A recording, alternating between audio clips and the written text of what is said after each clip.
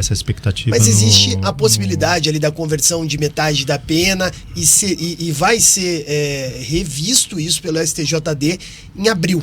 Tem data, pelo menos, para essa revisão? Não, nós não temos essa data prevista, não temos isso informado ao clube, até porque essa é uma relação do STJD com o atleta, que o clube acompanha atentamente, mas ele não faz parte desse processo como um todo. Então isso é uma discussão entre os representantes do jogador com o STJD.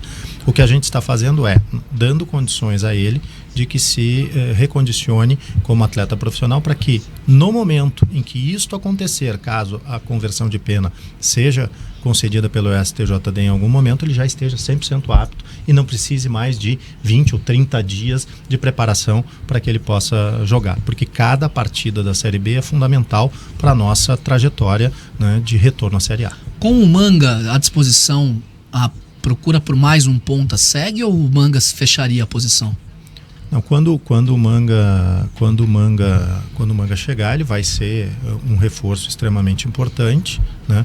Eu não vou neste momento, né, falar de que posições a gente tá buscando, né? Mas como eu disse antes, a gente vai fazer alguns pequenos ajustes pontuais dentro do nosso elenco. É importante os ajustes, até porque pensando em Série B, né, é um campeonato muito diferente do nível do Campeonato Paranaense.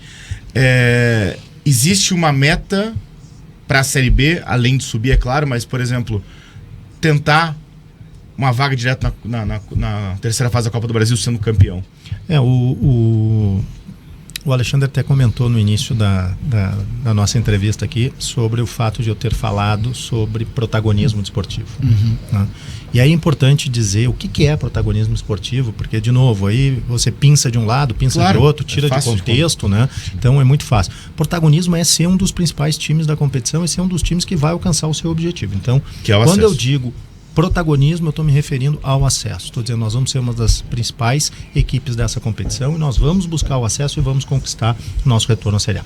Queremos conquistar esse retorno para a Série A como campeões da Série B? Queremos.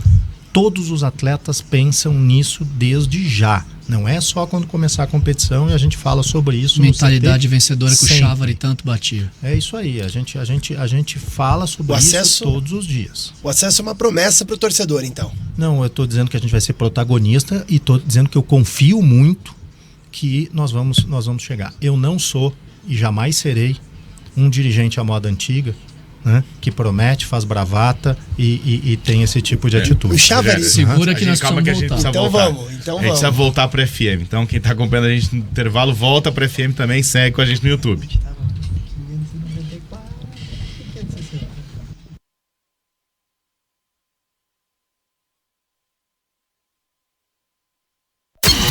A melhor resenha do rádio. Bate Pronto Paraná. Estamos de volta, 1h03. Estamos na rede agora com Maringá, com Londrina, com Foz do Iguaçu, todo mundo participando conosco. Seguimos aqui por mais um tempo com o Carlos Amodeu, porque tem muitos questionamentos ainda a serem feitos. Este é o Bate Pronto Paraná para Consórcio Servopa. Há 57 anos, o consórcio de quem realiza, KTO.com, onde a diversão acontece. E com a Claro, você se conecta mais com as melhores ofertas do mês do consumidor. Vá até uma loja ou acesse claro.com.br. Para quem está no nosso YouTube, segue participando também da nossa enquete. Quem larga na frente na semifinal entre Operário e Atlético? O Operário está vencendo nesse momento, viu? 65%. Vamos seguir com a nossa entrevista para não perder muito tempo também, porque tem muita coisa para falar, porque hoje tem Maringá na Copa do Brasil, tem 20 anos da Aricane projetando já esse Atlético e Operário, e tem, claro, o Londrina em destaque com o Ademir Lobo. Bora. Tem uma pergunta Posso fazer uma pergunta do ouvinte aqui? Um amigo meu, inclusive, Diego Lopes. É uma pergunta de um torcedor do Coritiba, tá? Pra não acharem que a gente tá colocando palavras e falando coisas. Eu até me surpreendi com a forma como ele escreveu. Qual é a maior dificuldade de fazer o Coritiba grande novamente? Palavras dele, torcedor do Coritiba. De um clube que não consegue ficar entre os 16 da Copa do Brasil com as últimas 4 gestões. Mudou o treinador, mudou o jogador, mas nada dá certo. Qual é o seu plano? Essa é a pergunta. Perfeito. Eu acho que a pergunta é super inteligente, né, e oportuna, até porque a gente acabou de ser desclassificado da Copa do Brasil. Né. Primeiro, a gente está fazendo um processo de transformação de todos os processos internos do Curitiba. A nossa avaliação é que o clube, ao longo dos anos, isso não é o Curitiba, muitos clubes associativos vivem isso, e certa vez, logo que eu cheguei aqui, eu fui perguntado numa entrevista e eu comentei sobre isso e vou me permitir repetir agora. Os clubes, eles têm uma dificuldade financeira muito grande do ponto de vista histórico. E por essas dificuldades financeiras e também pelo modelo associativo de a cada 3 ou 4 anos mudar a gestão e os dirigentes políticos terem que entregar o seu legado, que é um título desportivo, há um nível de endividamento muito grande dos clubes que faz com que os clubes percam a sua capacidade de investimento em uma série de questões de infraestrutura, uma série de questões de profissionais para serem contratados e assim por diante.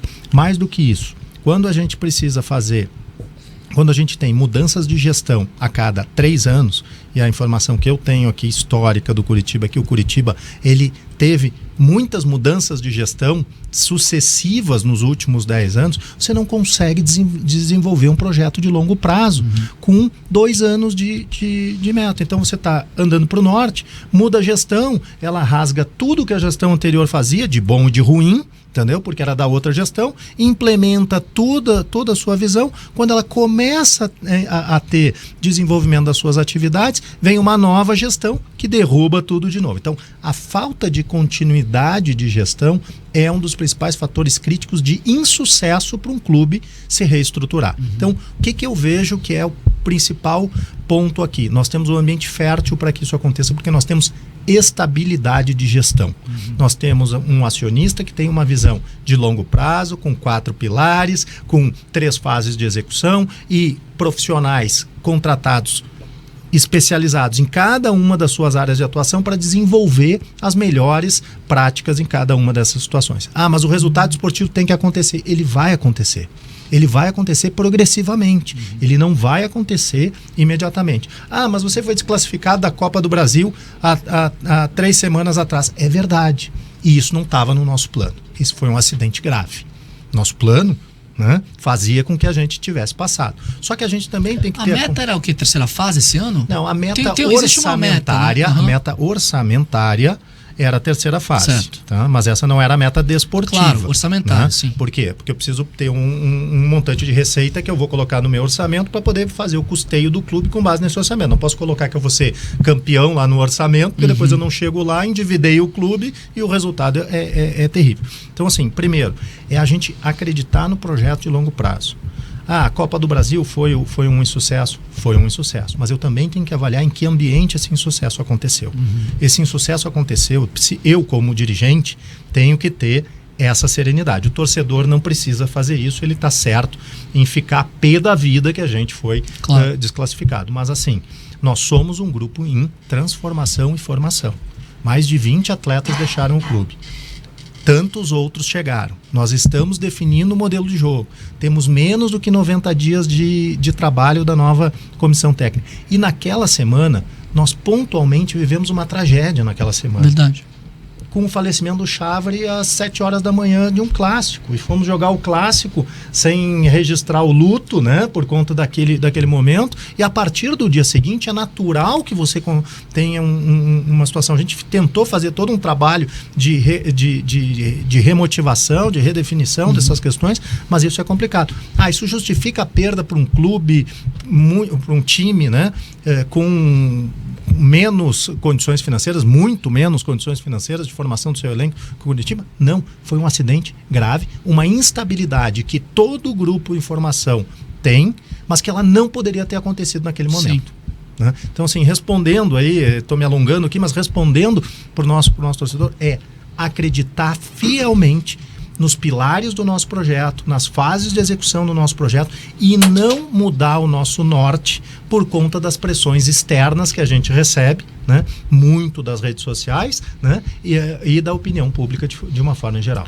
Fala, Rogério. Pergunta sobre o executivo. Queria falar do William Thomas. Vai que eu tenho outra pergunta, então. Então vamos a minha lá. A pergunta foge um pouco disso. E eu vou ter que... Essa não tem como não fazer. Não tem como não fazer. Tá bom. Então, antes, para falar do executivo, então, você falou sobre o luto do Chávari, é claro. Infelizmente, a roda gira, a gente precisa encontrar outras pessoas e fazer o trabalho continuar. O show tem que continuar, né? Como dizia o outro.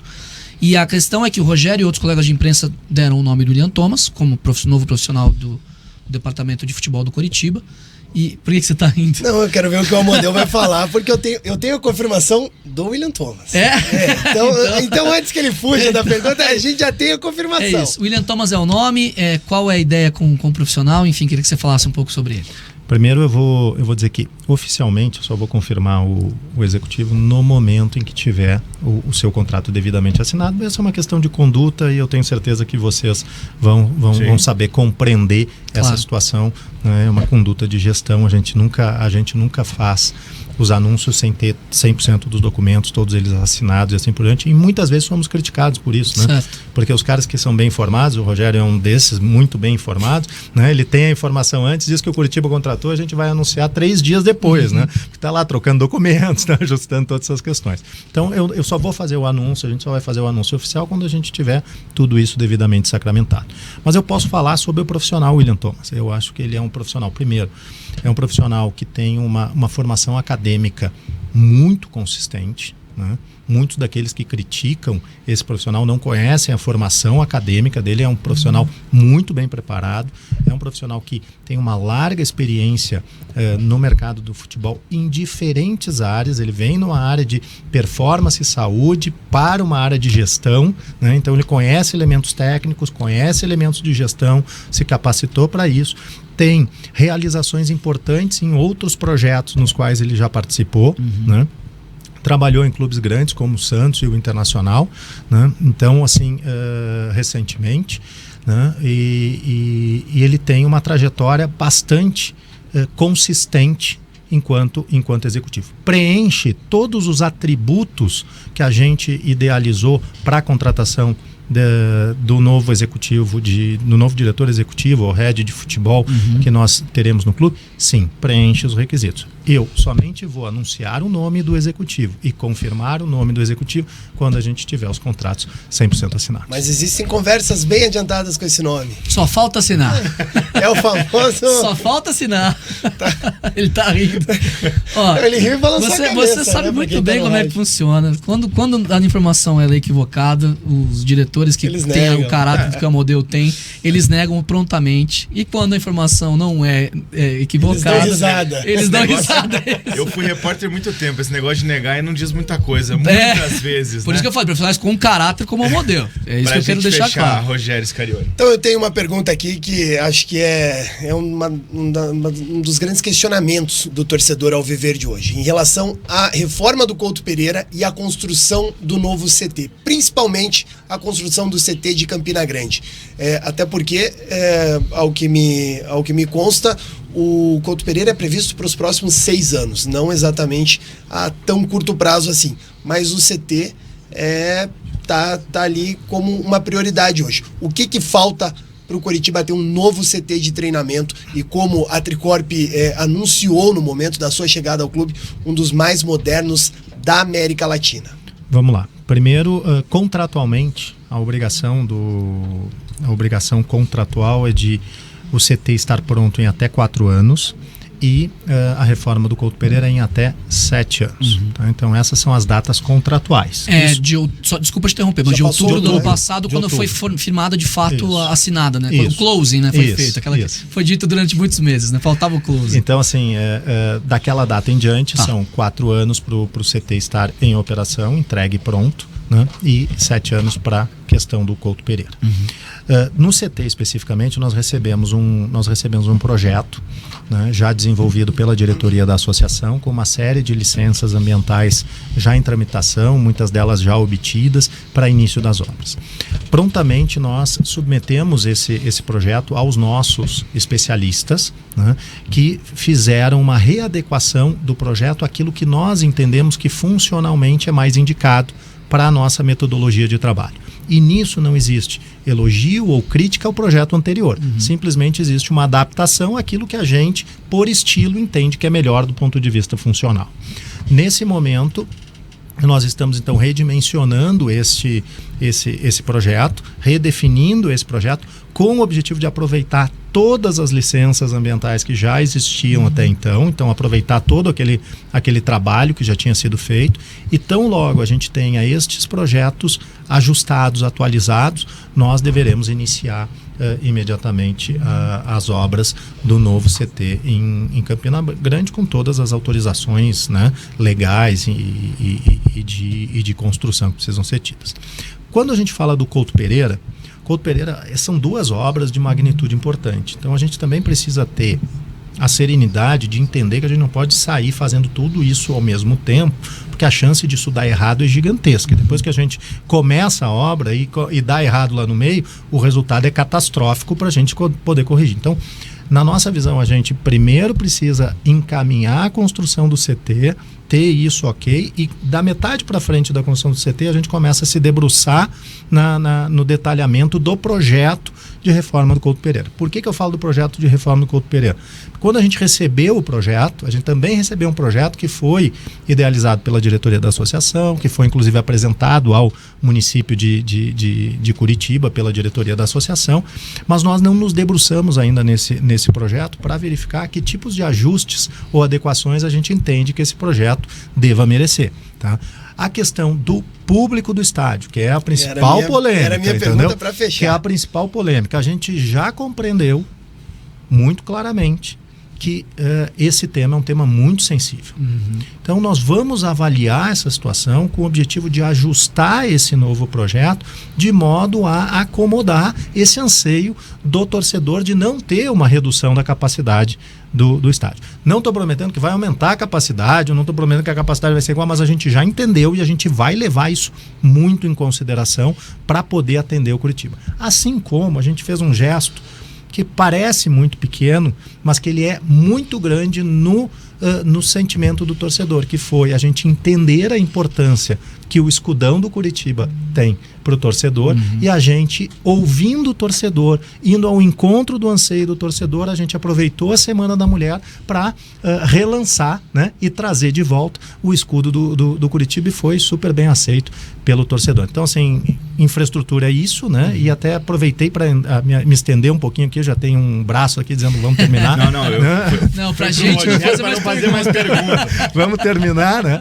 Mas assim, e também de dizer que a gente está olhando para o desejo do torcedor, a gente compreende o quanto o torcedor está machucado, a gente compreende a ansiedade do torcedor e a gente pede um voto de confiança no torcedor para que esse projeto de médio e longo prazo ele possa ser bem executado, dê certo e que a gente consiga juntos, clube, direção e torcida, porque sem a torcida nós não vamos a lugar nenhum, a gente recolocar o Curitiba, né, naquele momento de tantas glórias e de consistência no futebol brasileiro.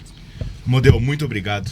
Muito obrigado por ter aceitado nosso convite, por ter participado conosco. É importantíssimo, né, ter essa sua presença aqui. Você tem dado entrevistas já pré-jogo, geralmente, a gente já falou sobre isso, mas está aqui, a gente consegue perguntar muito mais coisas que abrangem muito mais que o dia da partida, né, especificamente, ou algum resultado ruim ou bom, e poder esclarecer para os torcedores. Claro que a gente não conseguiu fazer todas as perguntas possíveis, infelizmente não tem combinar tempo. Uma parte 2, né, da parte 2 aqui, mas obrigado. Esperamos, torcemos para que o trabalho da SAF, o seu trabalho, o trabalho do novo executivo, que seja o William Thomas ou que seja qualquer outro, o trabalho do Guto, que tudo encaixe certinho para que Curitiba consiga colher bons frutos nesse ano, principalmente. Perfeito, muito obrigado pelo convite, né? Eu já estava devendo essa visita aqui há algum tempo, né? E saúdo, né, todos os nossos ouvintes e, como eu disse no início, em especial o nosso torcedor do Curitiba. Um prazer ter estado aqui com vocês. Muito obrigado, Carlos Amodeu, CEO do Curitiba, que esteve conosco no Bate Pronto Paraná. Se você quer mais emoção, acesse kto.com e faça o seu cadastro. Use o cupom RICJ